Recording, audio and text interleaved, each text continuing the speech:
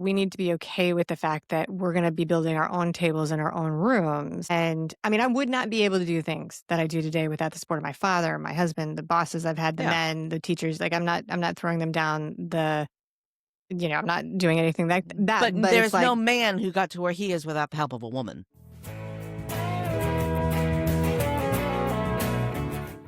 Stop. See? All right. I'm on my best behavior. I'm on my best behavior. Yeah, but I'm not.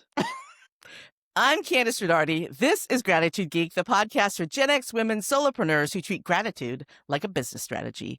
Joining us today is the host of Imperfect Adulting and the woman that I go to when I have questions that need answers, Amy Stone. Thank you for being my sounding board anytime I have a podcast-related quandary that I need somebody to bounce ideas off of. I appreciate that. I'm happy to be that person.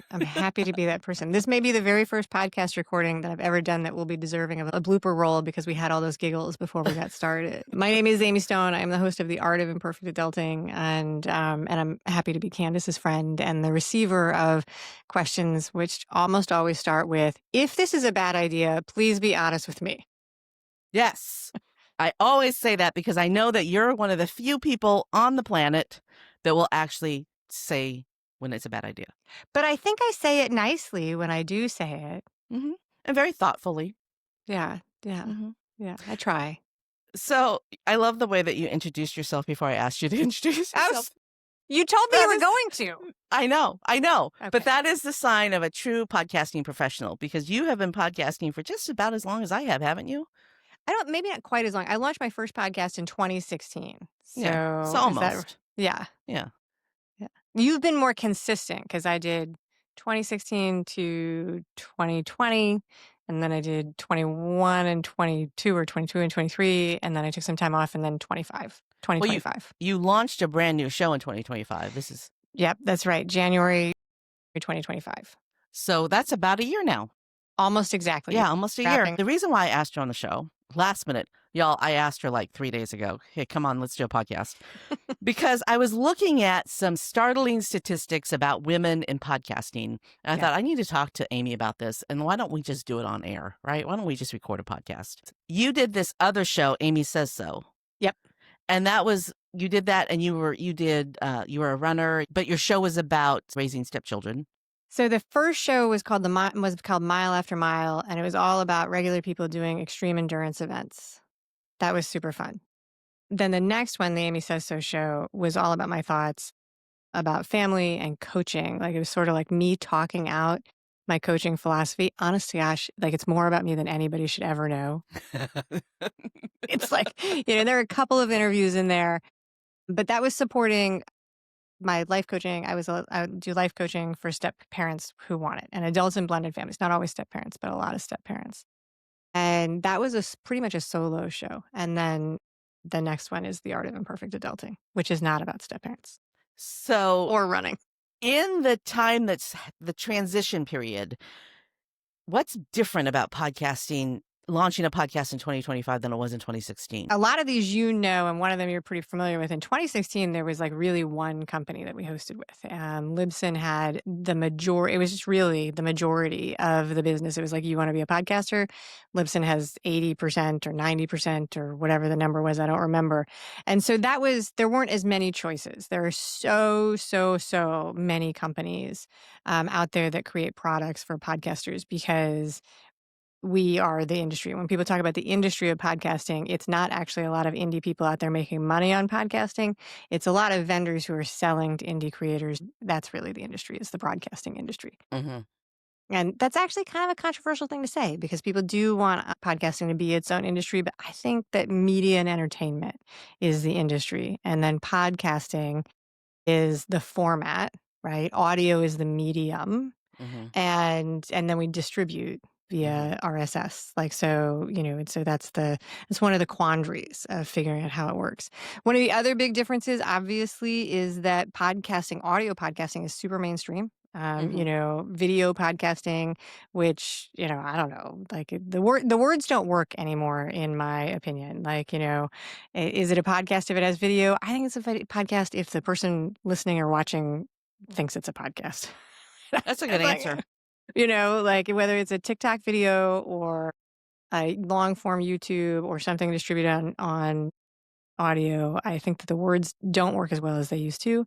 So there's a lot more things that have come to be represented. Celebrities came into the industry in full force with the writer's strike and that kind of stuff.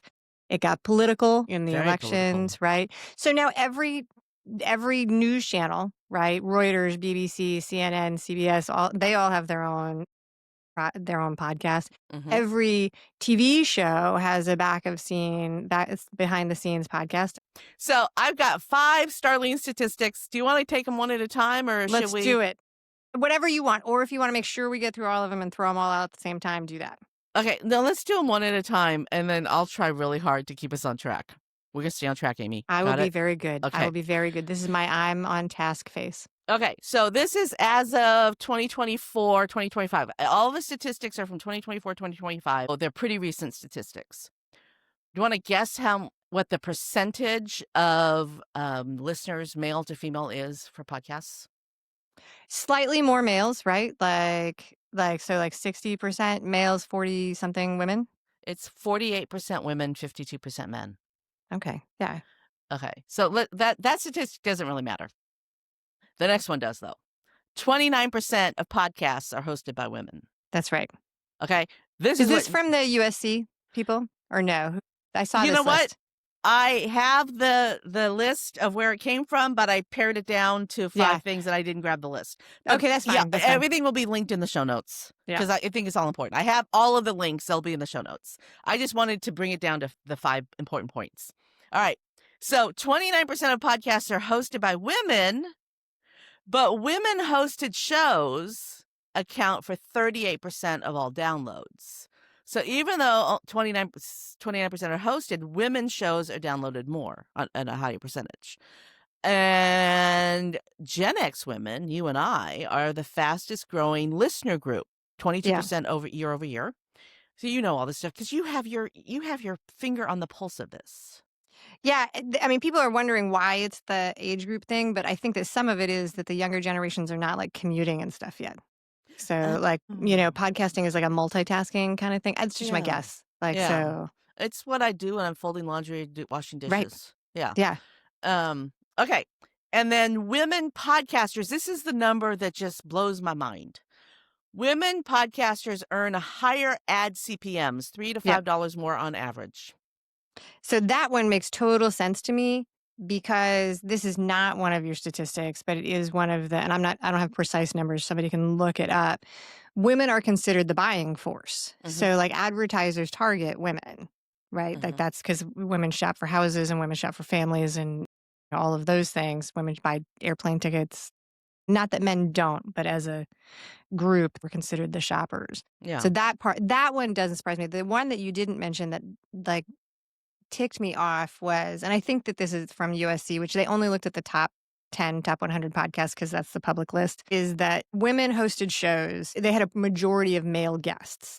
And so did male hosted shows. So male hosted shows had almost all male guests and a few women, but then women hosted shows also didn't have a majority of women. And I was like, oh, okay, like I mean, it just is. It's on one point, it's just a data point, but on the other hand, I come back to this every once in a while. It's like, hey, if women are going to step up the ladder of being in a position of leadership and authority and all of these things, sometimes we have to like come together and do things for each other and say, I will be the person who is going to put women on my show. I will be the person who makes the effort to find the woman who can speak on this topic instead of taking the guy who has already been on 100 shows. I have made a very conscientious effort to do that on this show. I am churning down about 95% of the pitches that I receive from men, and I'm focusing on interviewing women. Yeah. I mean, and sometimes it won't work. Maybe, if you're, okay, I'll give you an example of when I wouldn't do it. It's not a topic I do. If I was doing an interview on men's health, like the experience of having a penile implant, I would not have a woman as a guest to talk about that. Exactly. But I'll flip that around. How many men are out there speaking about the experience of going through menopause as if they're the person who can talk about it? Because I'm all about equality, but there's one thing you've never done, gone through menopause. Okay, so I've been making a conscious decision to have only women on the show. And you also are sort of I'm leaning that way? predominantly women. My audience is predominantly women, and I get co-ed pitches. I mean, I don't exclude men, and I've had men on as guests, and I will continue to. But I just run it through the filter of is it a is it a good fit for my topic? And do I think it's interesting? And so the pitches I get from men, I mean, your show is business based, so you get business stuff. And the pitches I get from men are very sort of male oriented, very bro sounding, and I tell personal stories and they're like, I want to tell this personal story of how I built a 6-figure business. And I'm like, yeah, I don't know if you understood the topic request. Yeah. Yeah. So explain what your show's about. So, The Art of Imperfect Adulting, I talk to people about choices and changes they've made in their life and what the impact of that was. And so it can be anything from choosing to quit a job and open a business, or choosing and changing your major in school, leaving a relationship, how you recover from a serious accident or health crisis, anything like that. So people have bunches and bunches of this, but it's the connection, the through line of the things we do and the choices we make, and how that directs us down the path, and so of where we end up and what we do. Which is a very similar audience to my audience, because they're Gen X women who've had something really crappy happen to them. They just happen to Right. be business owners. And I just don't, one of my goals of the show is to hopefully cross over the generational lines a little bit, because I think that sometimes the time to hear the lesson is before you make the choice. But if we only ever talk to people who are our own age, we don't necessarily reach them. And I think that one of the things that's changed in my lifetime is that I feel like when I was in my 20s, I was in a lot of rooms with people of all different ages, like big community groups. And we very specialized in all sorts of things, but not necessarily bad. But one of the side effects of that is that you're in a room of all 24-year-olds talking about how to get a job. And so if you don't necessarily know somebody who has gone through 3 rounds of layoffs until you are in that spot. And so Yeah. the chance that you would, hear that story when you're younger is great. So I'll give you a generational example. It's really pretty common. Women who have been widowed or gone through divorce are very likely to tell you about the financial decisions you should make when you're in your 20s, right? Set yourself up, have your own bank account. Yeah. Don't give financial control to your partner. It's easier to do when somebody tells you at the start than in the middle or the end, because Yeah. once you're in that spot, you can't undo it. Yeah. Have a life insurance policy. That's the other one on the list. Yes, Yeah. exactly. Yeah. So one of the things that cemented my decision to primarily have conversations with women on the show, aside from the fact that the audience is women, is I got this email. It was a LinkedIn DM, and it reads, I'm going to read it to you. We build peer groups for coaches in the Midwest ready to scale without burning out. Worth connecting. And I almost vomited. A strong reaction. I literally responded, bah ha ha ha ha. That is some seriously bro marketing, dude. Emoji, emoji, emoji. And he responded, bro marketing is a funny term. Oh, he wasn't aware. No, completely unaware of what he had just done. Well, all right. Good for him. So there we have a issue there. We do. Do you want to talk about that? I know you do.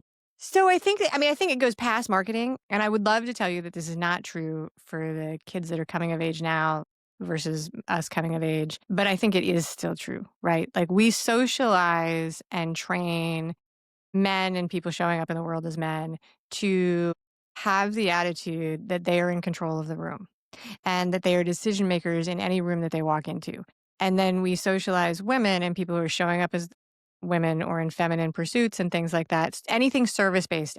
Insert anything that is helping and serviced into this. So if you are a male nurse, you're going to run into this culture. Like, once you turn into service things, you run into this. I struggle to gender this with like the feminine energy type stuff, because I think that's destructive. I don't think it's always helpful.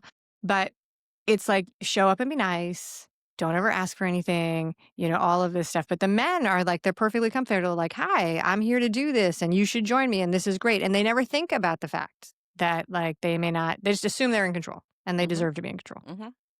Yeah, that's the thing. They just assume that they should be in charge. Right. I don't think it's for most of them, I don't think it's a conscious thing. I really don't. I think it's just, it's just like, it's just the way it is, and some people believe it's the right way. They believe it's a value statement and an origin that is natural to humanity. I am not in that. But to come back to your point of like women and men and the separation and so on and so forth, sometimes there are a lot of groups that are predominantly male or exclusively male. There's not as many exclusively male as there used to be. And we're at this really unique spot in time where there's actually nothing in the way of women doing things. There's Mhm. no block to a woman opening a YouTube channel. There's no block to a woman making a feature film, writing a book, starting her own podcast, publishing her own podcast, marketing her. Like all of that is democratized, right? Mhm. But there is still the reality that most of the organizations are fronted and run by men. Mhm. And so there are a lot of people who intentionally, unintentionally, subconsciously are still in the role of waiting for permission to do things or looking for an invitation to join the boys club, to put in really bad old fashioned language. Like that's not a great description. And so it is interesting that while a lot of these organizations and these companies are run by men, there aren't very many or even any that are succeeding that are run by women. And one of the things that's really interesting to me is, and this is one of, you asked for, like, we're going to talk about predictions. I don't know if it's a prediction or a hope. I do hope we're going to see more women working together and organizing groups and being intentional enough about it to say that the primary purpose of this is to elevate the voices and the experience of women. And I'll say something a little bit more about that on a celebrity level, because when people start to talk about that, one of the things they look to is Reese Witherspoon's production company, Hello Sunshine. Mhm. And I think it's fascinating. I think it's really interesting and it's great and Mhm. everything is wonderful about it. She did, though, sell out to Blackstone a couple of years ago, which good for Oh. her, right? Yeah. Good for her. But now the current edition of that is owned by a company that if there's a single woman at the top of that. Reese very intentionally was like, I'm going to find opportunities and create opportunities for women. And she speaks a lot about her own journey and she does a better job than I will ever do. And I think that that is kind of the lesson. It's like, we need to be okay with the fact that we're going to be building our own tables in our own rooms. And I mean, I would not be able to do things that I do today without the support of my father, my husband, the bosses I've had, the Yeah. men, the teachers. Like I'm not throwing them down I'm not doing anything like that, But but it's there's like, no man who got to where he is without the help of a woman. His mother well, and I mean, there whatnot. Yeah, probably yeah. are. There probably are, but like, well, you and I have had this discussion. I will just call it out and throw the companies under the bus, right? There was a very prominent merger within podcasting this year, which is Sounds Profitable and Podcast Movement. One is a show and one is a newsletter. I'm not an insider for either of these groups, but they're well established, so on and so forth. One of them bought the other. They merged. I have two private companies. I don't know what any of the deals are. They do this very public announcement of the new team for this new organization. And it's this huge announcement. There's 7 names and 7 pictures. And I look at it and it's like all white men. And I Yeah. was like, all right. I Yeah. mean, like that's saying something. Yeah. I don't know if it's saying what you want to say. And to be fair, many of those men could be like, really open-minded and feminists. I just don't know. Yeah. I just don't Yeah. know. And that you would like not stop for a second and say, is there a qualified woman to be on this? Yeah. There are. We talked about Libsyn, when you started your podcast and when I started my podcast, Libsyn was it. I mean, that was where we That was hosted. it. Yeah. That was it. And I was still with Libsyn, and I still have one of my shows on Libsyn. But I was recently invited to be part of the Marketing Podcast Network, and one of the caveats to move to the network was that I had to move my show to Megaphone. Yeah. And up until they fired Elsie Escobar, I would have been loyal to Libsyn and not accepted the offer to be part of this network because I was loyal Yeah. to Libsyn. But they fired Elsie, the Latina woman who ran the whole thing. She was like the face of Libsyn. She You didn't think yeah. Libsyn without thinking. If you were in podcasting for as long as we are, you knew who Elsie was, right? Well, her job was as the front woman. Like she Yeah, was in promotions. She had done the week before. She had been a keynote, reference, for yeah. a show. So that was part of her job. I mean, I don't know what the finances are for Libsyn. They're they've taken themselves private. So, but it is still the reality that I don't think I'm saying anything controversial. Anytime there's a market contraction, a business contraction, the first casualties are marginalized groups, including women. I think if you had gone back in time and in like 2010, if you had asked our women, if you had asked 30-year-old women like me, at the time, are women a marginalized group? I would be like, no, right? Because I would have thought of other things. I don't even know if I knew the words marginalized group, to tell you the honest, guys. But Yeah. I would have thought other things. Yeah, no, we are one of the first rounds of candidates. And one of the things that people are saying, because, okay, so 2020, we're at the end of 2025, mass layoffs in Yeah. technology, mass layoffs in entertainment, like all these consolidation things.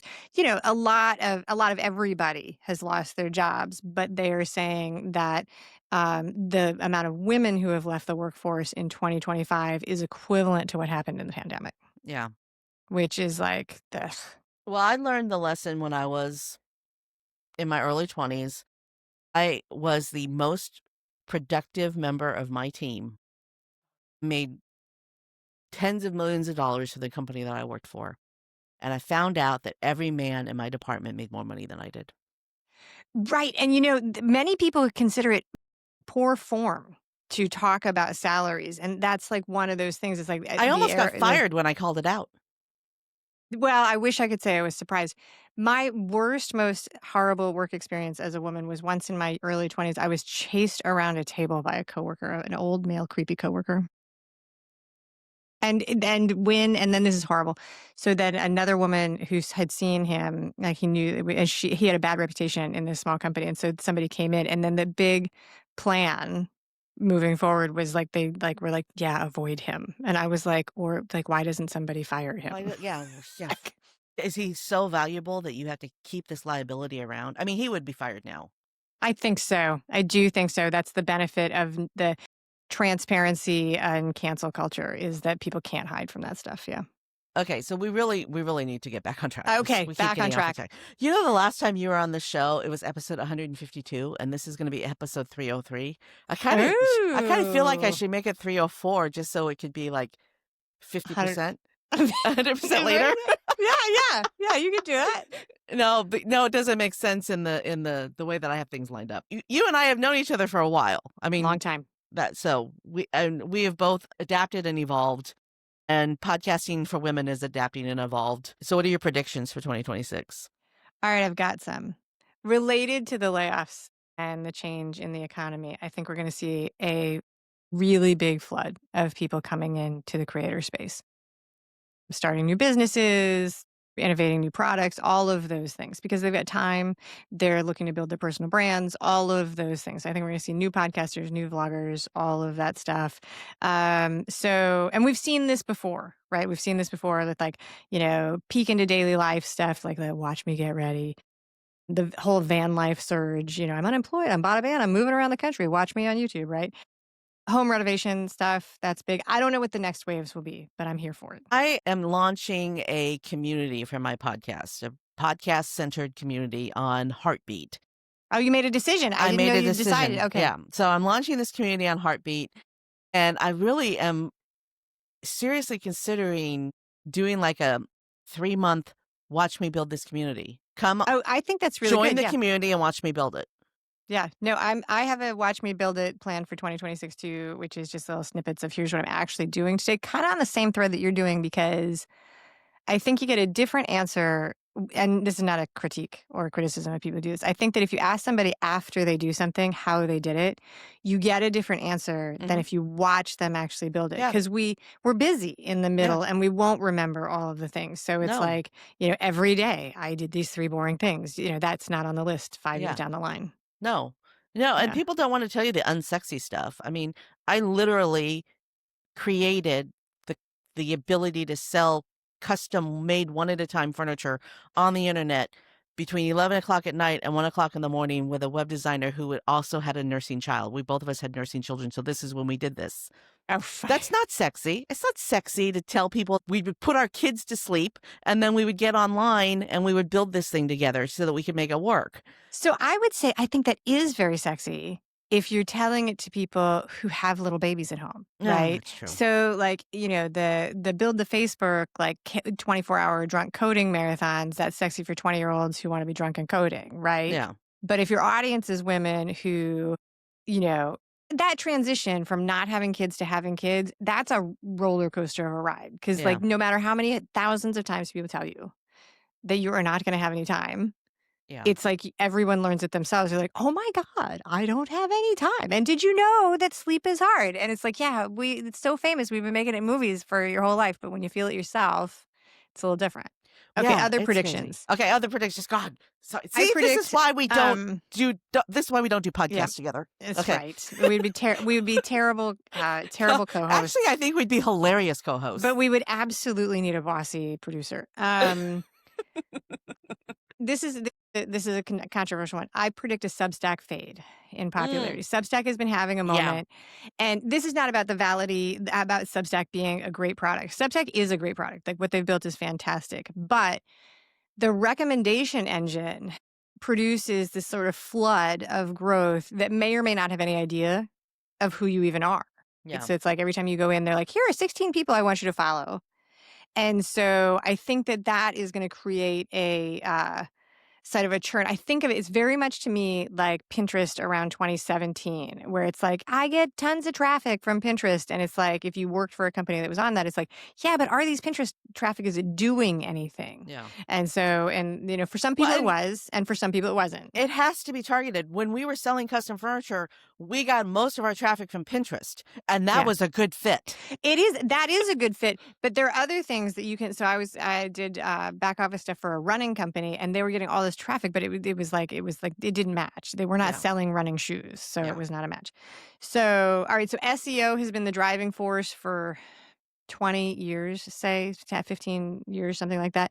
I think that with the AI stuff, the actual tool is Schema, which I'm probably mispronouncing, That's right. but SEO is designed for audience intent and searcher intent, and I don't Yeah. think that the AI tools know what that is. So And Schema is the schema tool. is schema, if you And are Schema is not sexy. Back no, to your it's point about not, sexy but things. it is so important. And Yeah. I am having the darndest time right now fixing my schema for my podcast episodes because I can't find a WordPress plugin that'll do it for me without No, I having do to mine by use. hand. Yeah. I do Yeah. mine by hand. Here's an audio file. This is the episode number. This is the Oh, duration. It's a all right. giant You're pain in going the to have butt. to show me how you do it because this is I learned frustrating for from me. my friend Perplexity. Oh, well. Okay. She's like, "Nuff said. Nuff said." Yes. A huge shift that I think is going to happen overall for podcasting and all kind of things is verification. Like, is it live or is it Memorex? But this is regarding the whole AI type stuff because it is hard to tell what is real. I fell for the old lady and the bear. I was like, "That's so cute. She's feeding the bear." Not a real video. It was like this grandma lady, and she's like, it's like looks like it's a pet bear, and she's feeding the bear, and he's her friend. Totally fake, and I was like I really a have big no idea fan. what video that is. Well, anyway, it was very cute, but totally not real. But I think that people are going to innovate and make tools to prove that you are a real person, to prove that it's a real thing. And I think that this is going to be. I've been saying this actually since somebody decided that the next big investment thing was going to be NFTs, and I was like, well, how? Why would anybody buy that? So I do think that with regarding, especially business online, did these people actually have a conversation? Is it actually you making this presentation? Like, so stuff that verifies that, not the pay Meta to verify your profile thing, but tools for people to verify if stuff is real. My opinion on that is that a lot of people want it to be real, so they don't care if it's not. I think that's fair. I definitely think that's fair. Think of it more like, several years ago, there was like a Google update that was like, they went through and they checked, like, was there a photo of you online? Did you have an address that was affiliated with your website? That kind of thing. And so I think there will be tools, so that people can have more faith and authority. And, I mean, you think of it with e-commerce, it's like, we all shop online, but it's like there's a moment where I like go and I'm like, let me see if this website has, like, if it looks like it's real and, all kind of stuff like that. And I think that tools like that, how can you, sort of, I mean, this is a terrible example because they haven't done anything in 100 years, but Better Business Bureau, but real and Yeah. online, like a trusted, verified thing on the Yeah, shopping yeah, cart, yeah. that little green check mark. So along those lines, a couple years ago, I accidentally lost control of my Facebook page for my podcast Yes. because I had it connected through my Instagram account. And even though it's me Yep. and you can see my photo all over the Facebook page, I can't seem to get it back. Yeah, I think that's along the lines of what I'm talking about. Like Yeah. people, like true ownership, verification. It lines up with, I think transparency is a big one that's becoming a thing. We've lived through this wave of cancel culture and outing people and doxing people online, Yep. which I think is coming around to the sort of thing that I think people know. People know that we're doing business online. People know that influencers are pushing products, and it's just becoming this thing where it's just transparent. It costs money to make this show. It's sponsored by these products, these things that are behind us. We're Yeah. there. All of that kind of stuff sort of comes together with like, who are you really? Who do you really work for? Who's behind it? And so Yeah. I think that is a wave that people are looking for. People want to know. Yeah. So yeah, I think that that's going to happen. All right. So I think this is fun, right? I think we're going to see an expansion of talent and younger and more people who are out. I really feel like from the writer's strike and the pandemic, it's like the same people are everywhere, right? Mhm. It's like, and this is also ads, the same people and the same ads. And I don't think this serves anybody, right? So it's like, to pick on some people who are famous, it's like Mel Robbins is everywhere, but nobody else is. And BetterHelp is advertising on every single podcast, or AG1, and nobody else is. Meanwhile, there's hundreds of thousands of people who are creating and looking to get jobs in traditional media and entertainment who are not getting a chance, right? Mhm. So like hopefully they will be able to rise up. So new faces, new voices, and I see this in music and all kinds of places, and also on the ad side. So you've got like all of this ad stuff concentrated on a few agencies. So you've got like 10 products versus millions of local companies that are trying to like get exposure, but they can't because everything is consolidated in one place. It's like, so you can't get ads as a podcaster till you have 5,000 downloads an episode, Yeah. which is like a lot. And then you do you can't. know that the shows that have 5,000 downloads per episode are like the top 0.5%? 0.05%. Yeah. Yeah. Yeah. Yeah, exactly. And then the advertisers, they can't advertise unless they're willing to do a nationwide campaign. Yeah. So what does Joe's Garage do, or Susie's Coffee Shop, or Yeah. Joanne's Bakery? It's like so bringing this together. That Well, I think we will see that. plenty of local. Like I know someone who has a very local podcast. She Yeah. specifically has this is my East Lansing community podcast. And Yes. so she can get advertising because it's an East Lansing community podcast. The reason why I joined the Marketing Podcast Network is because it is not free to host a podcast. It is not. It's hours of labor. I have expenditures, and I wasn't making any money from it because it's really hard to find brand deals when I'm a top 5% show. Do you know what that means? I do. It doesn't mean a lot. But when I joined the network, I was able to pull my numbers with 70 other or 60 other shows or something like that. And so the 60 shows are selling ad space. And so now when you hear an ad on my show, the advertiser purchased the ad from the network, not from me. Yes. And so I think now he's doing two things, right? He's pulling from the megaphone pool, where they've done it, and he's also selling direct space, which is a good combination. I think we'll see more of that: small directories, small networks, and support for them, because he's really innovative that he's been able to do that. Yeah, Jason Falls is the director. Shout out to him. My friend Deb Eckerling actually told me about the network, and I was like, this is actually exactly what I've been looking for. But like under like with the land of transparency, because I knew you when you were going through it, there was like a day or two of, is this legit? Has anybody heard of this? Is this real? Yeah. And that's where I think that that's the future, like, so that people will be able to do that. It just makes sense, actually. Yeah. But also, and you and I have had these conversations before about how lonely it is. I mean, very lonely. I'm 55, you're 52. 52. Okay. There are very few women our age that we can actually have these conversations with about the thing that you and I love to do. Yep. That is a solo thing. I mean, podcasting is I have guests, you have guests, but it's a solo thing. I am in a silo all by myself, editing these shows, doing all this work myself. I mean, do you have a producer, or do you produce it yourself? No, I produce myself someday. So it gets lonely. It does, and it also like I'm doing like end of year sort of things, kind of like this. A lot of thinking about and I'm in my own head, and so then I'm putting it out as content. And I'm started to say at the beginning, I was like, just so everybody knows, the reason I'm putting this out here is not because I'm sure about these things, but the only way for me to start the conversation is to put it out into the world. So Mhm, I like welcome the feedback, even if the feedback is, Amy, we think you're totally wrong. mhm. Because I need it. Like, because if I was in a room with 5 people and I was like, "Hey, I have this great idea. We should paint everything black." I would need somebody to be like, "The reason not to do that, Amy, is because the lights will mess it up or whatever." But it might not be a good idea for 5 people in the room, but for the Right. one person that it's a good idea, it's the best idea. 100%. I very much I grew up in like in school with collaborative like artist Mhm, projects and mhm. journalism projects. I miss the room. I miss the team meetings and I think that, unique ideas often come up by yourself, right?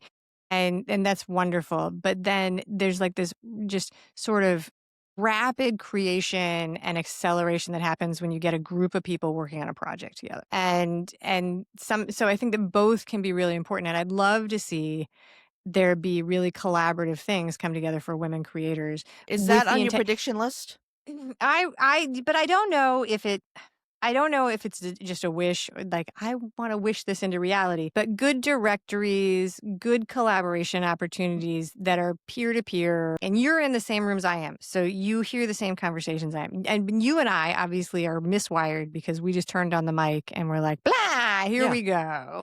yeah. In most rooms of women, there's a whole sub conversation who's, I want to do a podcast. I want to write a book. I want to guest on podcasts and they get stuck. They need like a how to and a welcome and a safe space to walk into it. And I think it'd be really, really, really good to see more of that. Culturally, women always wait for permission. I have to be transparent and say that my husband bought me a microphone and stuck it in my face. Good for him. My husband showed up with a camera and set it up in a coffee shop and said, interview her. I mean, I like him. But well, he's a builder, right? He's a he's a builder. He builder. creates. He's a builder. And that goes back to my thing like somebody who does the work of creating, they are not going to be like, don't create. They're more likely to be like, hey, if you're going to do this, you should get the gear, or Yeah, you're going to need 3 hours at a time, or exactly. find a friend, or do those things. Do you have any other predictions?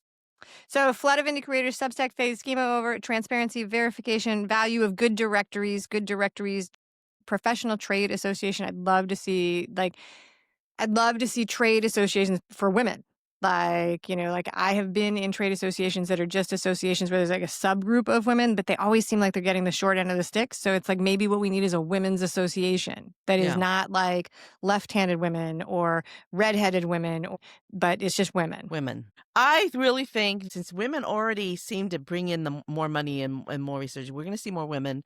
And when I watch YouTube videos, which is a different animal, like because I started with a YouTube talk show, my podcast has basically always been on YouTube. So I had a podcast on YouTube before YouTube had podcasts, right? So I didn't know that. you didn't. So I've always I didn't been. know that. I had to edit the audio differently than the video, so the audio was produced and the video was just a raw file, Yeah. unedited. Okay. Because video editing is a whole pain It's a in the whole butt. nother thing. I now edit video forward. I've always so since 2020 I've edited video first. And then I just converted to audio, which is also a Ah. pain because I'm editing video with audio in mind. So Yeah, I do 2 separate ones. But listen, I want to flip the question around and ask you, what predictions do you think that we're going to see in 2026 that were not on my list? well, you kind of touched on it, but my big prediction is the community factor. Because YouTube just rolled out collaborations. I really think that the success of the YouTube collaborations is going to inform some of the podcast spaces, and Mhm. maybe Spotify will even roll this out where you can collaborate with other podcasters on your Spotify's. Yep. Being in the Megaphone is owned by Spotify. I'm now in the Spotify ecosystem, and I think And that's their ad platform, Megaphone, so that's like it's tested. well, Megaphone is their hosting platform. And I think it's also where they do some of their ad stuff. Yeah, Like that's probably, because it's people all buy ads through Megaphone. yeah, it's probably all in there. I mean, my possibility to earn money from the show has now like quadrupled. Yeah, and it's a really interesting way, the way he has done this, because he's created a true collective. Mm-hmm. And I think there's a lot of benefit of that. So the Around a theme of around a marketing. theme. And so the collaboration I think is really good. And I think that one of the pieces that's missing is like sort of like the white pages, the yellow pages of Yeah. who's out there that I can work with. Like, so, and that's what I mean when I say trade associations. It's like, when I was a photographer and I graduated from school, joined the Professional Photographer Association. I joined for insurance, right? Yeah. They had an insurance offer and it was a couple things and so on and so forth. And it came with the directory. It was like if I was going to be in East Lansing and I needed to find a freelancer, I could, look up the directory and look for things like that. And I think that that's a piece that's kind of missing. And I don't have an instant fix for it. It's like, unless, I want to build it, which I'm willing to do. I have said I'm willing to do. But there's so many, there's like 3 million podcasters. Yeah. And so I sent Raphonic a message. I was like, hey, is there any way that you could like split out, the genders? And they were like, no, there's not. They were just like, the data's not there. Yeah. And then I thought about it and I was like, first I was like, nah, that's dumb. But then I thought about it and I was like, you know what? The reason it's not there is because we don't want people asking when we join, are you a boy or a girl? So that you can't be segmented and color coded and restricted, right? Well, then how did I get all the stats that I got when I did my research? How do they know I'm about not gender? sure. I'm not sure. So I know that USC, when they did theirs, they like went through and sorted because they were just doing the top 100, and those are students, and you can tell students, hey, look at this list and look at the is it a boy picture or of the girl? host. Is that a boy or a girl? Yeah. Yeah. So, and when it comes to data, because everybody looks at the top 100 shows, and like you were saying, I really am interested in seeing, who's in, 200 to 300. Yeah. Like, who's with me? Yeah. Like. I mean, because you also have a top 5% show. I know do. the numbers. I do. To be in the top 5%, the numbers are not what they think they are. No, I'm top 5% according to Listen Notes, however they figure that out. And I have the #1 show for sales, marketing, and entrepreneurship on Good Pods. I know what my numbers are. And Spotify just told me I have more streams than 88% of the shows that launched this year. Yeah. And I'm like, all right. So that sounds fun. So yeah, I like that stat a lot. These numbers are weird. Right, exactly. All right, what else? What's next? That was all I had. This has been a pleasure, Kandas. It has been a true joy. Yeah, I really enjoy chatting with you. It's so fun. Thank you for saying yes at the last minute. Anyway, this is your moment of gratitude. Amy Stone, for whom or what are you most grateful? I'm grateful for you today, Kandas, for you taking the time to be with me and share the pictures of your cute kittens online, because I do love that. Thanks for tuning in to Gratitude Geek, the podcast for Gen X women solopreneurs who treat gratitude like a business strategy. Our theme music is by Rev Brock and Soul Lily. A huge thank you to today's guest, Amy Stone. You'll find all her links in the show notes. I'm Kandas Rodarte. Stay groovy, my friends. Stay groovy.